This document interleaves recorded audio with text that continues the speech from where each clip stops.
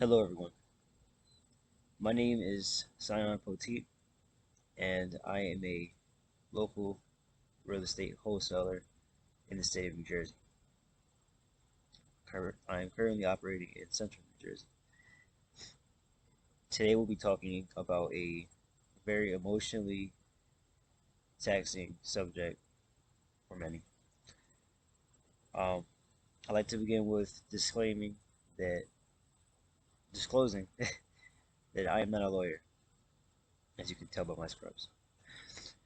Um, I'm merely here to answer any and all questions or common questions some may have and provide you with enough information to go to your lawyer and or attorney or probate attorney in order to have your questions better answered and be better equipped with better questions to ask.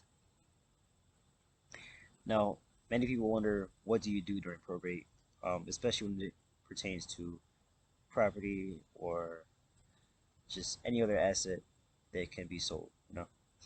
Um, Most commonly is real estate property that leaves some with questions, just because there's a lot more nuances involved.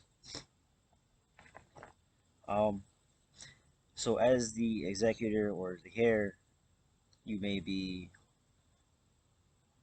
you may have the duty of collecting all the assets, right? And then after that, you must make sure all the debts are accounted for, because what you have to do during the probate process is liquidate these said assets in order to pay off these debts. So say there are tax liens, unpaid mortgages, credit card debts, anything. They have to be paid. So the asset is to be liquidated in order to pay the debt. Now, the liquidation process is what leaves many people undergoing the probate process confused or torn between options, because there are many different options you can take. The first is to engage in a retail sale of the property. This means that you end up selling the property to a retail end buyer, such as a homeowner. But in order to do this, the property has to be clear and titled, so all liens have to be paid off. The property has to be up to date and repaired in order to fetch a higher price on the open market, so that a end buyer would be more likely to come and buy it, leaving you with less money to distribute to the heirs. Say you have grandchildren or children in the will that can benefit from it, so you can pay their college tuition or make the process easier for you to pay things like funeral costs and other things of that nature.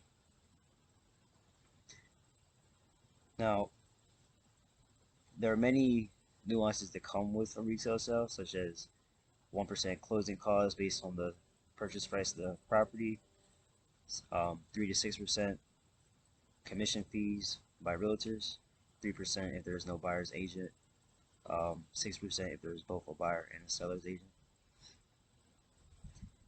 Besides that, you have your rehab costs, which, depending on the property, can be inexpensive or wildly expensive. So, say the roof hasn't been updated, the foundation has cracks in it, um, piping or electrical or outdated.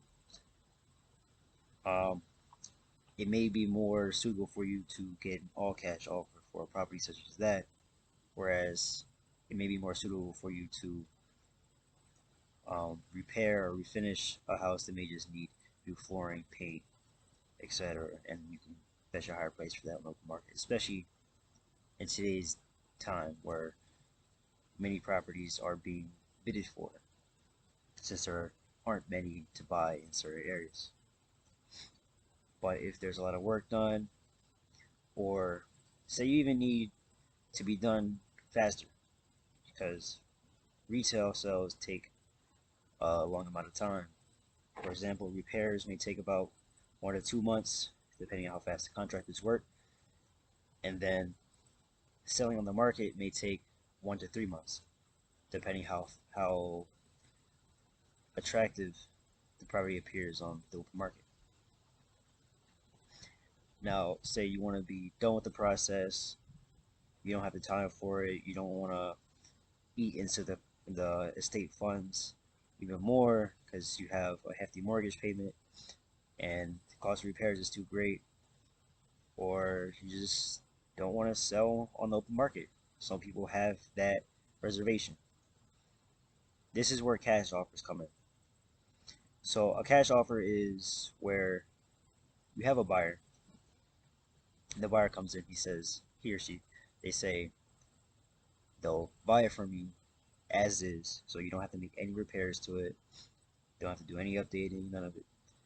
They could offer to cover closing costs, you don't have to pay realtor commissions, and it's done quickly. It's done within 1 to 2 months, and then you're done with it. You get your payout, pay the mortgage if there is one, you distribute the rest to the heirs, and the process is complete.